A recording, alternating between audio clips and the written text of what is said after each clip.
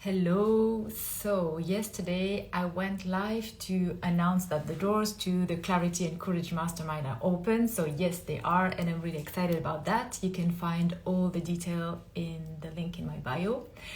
And at the same time, I gave you like a super dense mini course on gaining clarity and the things that is going to happen in the mastermind. And I evoked many different concepts. And now I want to start unpacking this and take all these different elements one by one so that it's clearer and you benefit more from that. And one of the things I mentioned is that there are different ways in which we are conditioned not to know what we want. And I said it's not you who are confused or broken or whatever, but there are different elements in your personal life, but there are also elements in the society in which we live in which you live in. Okay, I'm going to talk for the societies that I know, and I assume we are kind of sharing the same cultural background. And these elements condition us in a certain way, especially women, but also men, depending on the political regime that we live under. We're conditioned to not want anything, which leads us to believe that we don't know what we want because we don't feel what we want. Like we've learned to dismiss whatever desire we feel, and because of that, we've forgotten that those desires exist, and we think, oh, I don't know what I want, just because we don't feel it. And this is due to social conditioning.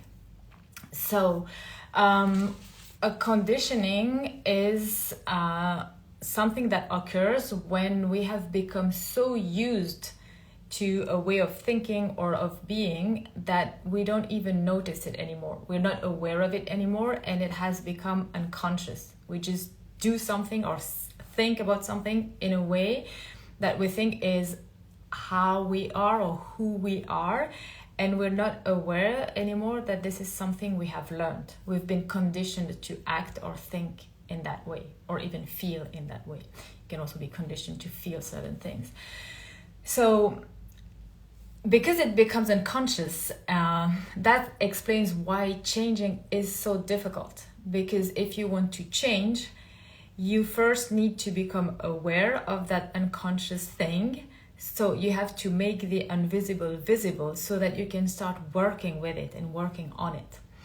And oftentimes we just don't see the conditioning. And when someone tells us, hey, look, I think this is the conditioning you're living by, we're like, what are you talking about? No, that's not me. Because it's so ingrained that we can't see it ourselves. And that's why we need each other for so many things, for everything.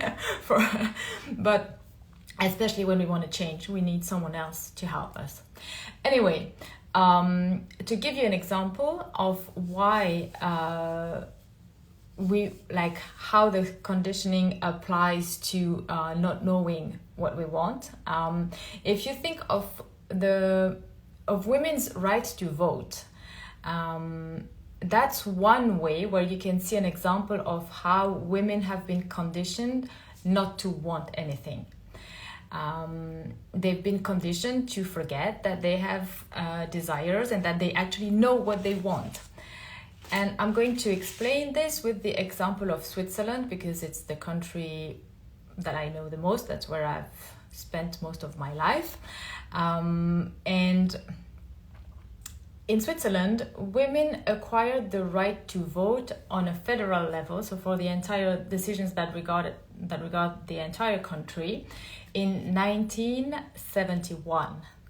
And on a district level, because Switzerland, or on a state level, Switzerland is made of 26 different states. So on a state level, the last state that was forced by the federal court to give women the right to vote, that happened in 1991. And the reason why this state was forced to give women the right to vote was that the federal court found that allowing only men to vote was a violation of the equality between men and women that is stated in our constitution. So this is not Stone Age. I'm talking about 1971 and 1991. And this is not some kind of obscure dictatorship somewhere on the planet. This is democratic, peaceful, neutral, beautiful Switzerland that is full of good things. But it's a time you can ask your mothers, grandmothers, maybe it's a time you've witnessed yourself. So this is... It means the conditioning has been going on for a long time. Now, in the context of this example of the right to vote for women, we will see how not knowing what you want acts as a protection mechanism, and also how it acts as a protection mechanism in general. But in the framework of vote, if you have always learned that your opinion doesn't count, because anyway you can't vote, and that then if you don't have any desire, if you don't want anything, if you don't have any opinion, you protect yourself from the pain of seeing your opinions discarded, not respected, not valued, dismissed. So if you don't feel anything, if others feel something, have an opinion, know what they want, and you don't know what you want, then you're protected, because whatever they want or decide cannot affect you, because anyway it's not going against anything within you, because there's nothing there. So silencing what you want when you cannot vote protects you from the suffering and the frustration of not being able to express what you want. And also from seeing others making decisions that maybe you don't align with. So that's for the context of vote. Now, if you don't know what you want in life for yourself, for whatever, small things or big things, if you don't know what you want, then it relieves you from taking responsibility for your life and for yourself. Because you give your power away to others and you say, I don't know what I want, so you just make a decision and I'll follow whatever is decided by others, and you completely remove yourself from your own life. You're not responsible for anything anymore. You don't take, like, if you know what you want, then you take responsibility for that, then you also accept the risk that there will be some friction or unpleasant moment when you're faced with someone or a situation that goes against your desire. So if you don't know what you want, then you won't be confronted with those situations or those people. So that's another way on a general level how not knowing what you want protects you. And then most of all, not knowing what you want protects you from having to say what you want, because if you don't know what you want, then you have nothing to say. And if you have nothing to say and no opinion to stand for, then you don't take the risk of a disagreement between you and the group. So you don't take the risk of being rejected by the group. Being rejected by the group is the absolute human fear. And we are ready as human beings to do anything, like literally anything, horrible things, terrible things, just to stay in the group. And the reason why it's so is because during our first years and longer and longer and longer after that, actually, we need others to survive. A baby without someone to feed it dies. It's pretty simple.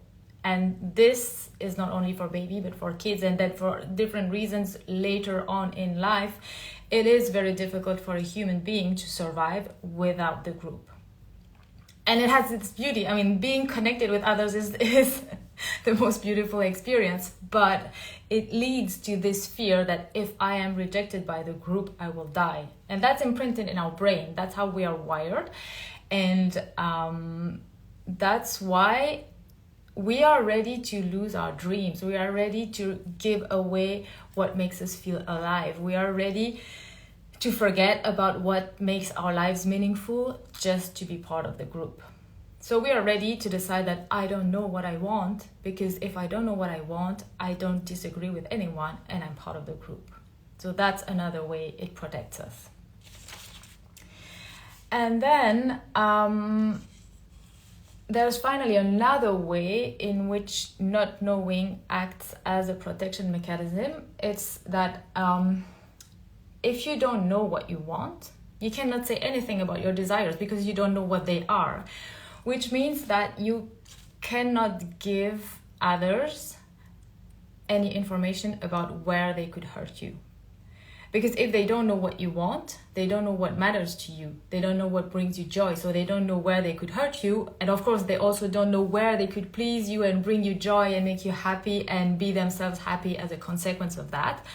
But because most of our conditioning and like anything that we hear from the news and the media and all that is based on fear, we tend to see if they don't know what I want, they cannot hurt me, instead of seeing if they don't know what I want, they cannot please me and they cannot make me happy, and that's a sad thing. So yeah, we usually tend to see the negative option or the negative side of that. So that was to unpack the conditioning aspect of why we don't know what we want. And I hope that by understanding how it's a conditioning and how it acts as a protection mechanism, it's going to relieve the pain and most of all the shame that often comes with not knowing what we want in life. That's it for today, and I'll unpack another element of that dance mini first live in the coming days. And at some point I will also disclose what is my hidden agenda for the mastermind, but not today. Bye. And I don't know how to stop that thing again. Anyway.